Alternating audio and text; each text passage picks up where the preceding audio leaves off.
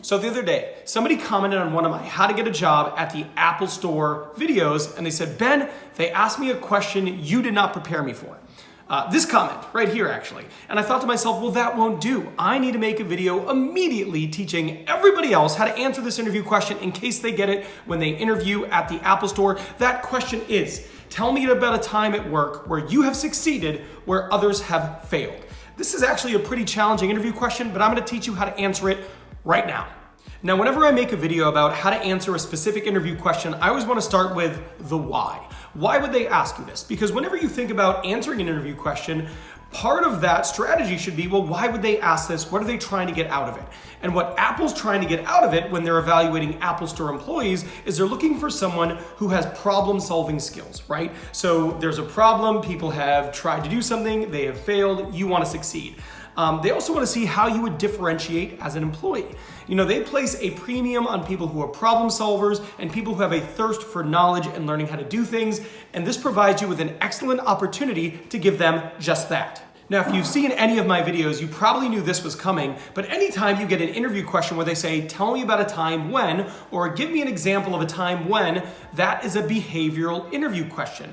And the best way to answer a behavioral interview question is using the STAR method. That's situation, task, action, and result. So what was the situation you were in? What was the task you needed to accomplish? What was the specific action you took? And what was the result? And if you've watched more of my videos, you know that I prefer to put an L at the very end of that, and that's the lesson. What was the lesson you learned that you applied moving forward? So when they ask you this question, you want to think about what was the situation you were in that other people had failed? What was the task that you needed to accomplish that other people had not been successful? What specific action did you take that was different from the actions of people who had previously tried to do it? What was the outcome? What was the result? And then what did you learn so that moving forward you could apply that lesson and continue to be successful?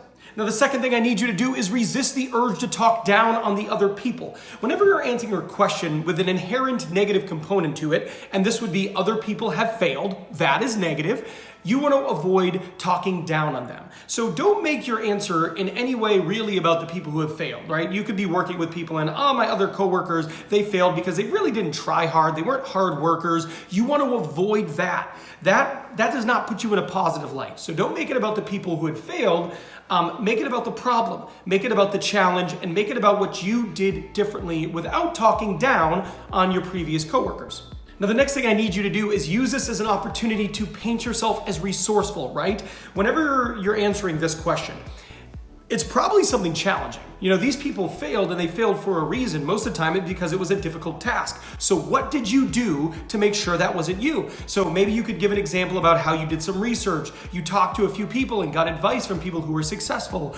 You spent more time practicing whatever skill it was that allowed you to be successful. Remember, paint yourself as someone who is resourceful. You didn't just get lucky and fall into success. You identified the problem, you figured out what you needed to do to be successful, you prepared adequately, and then you went about achieving success.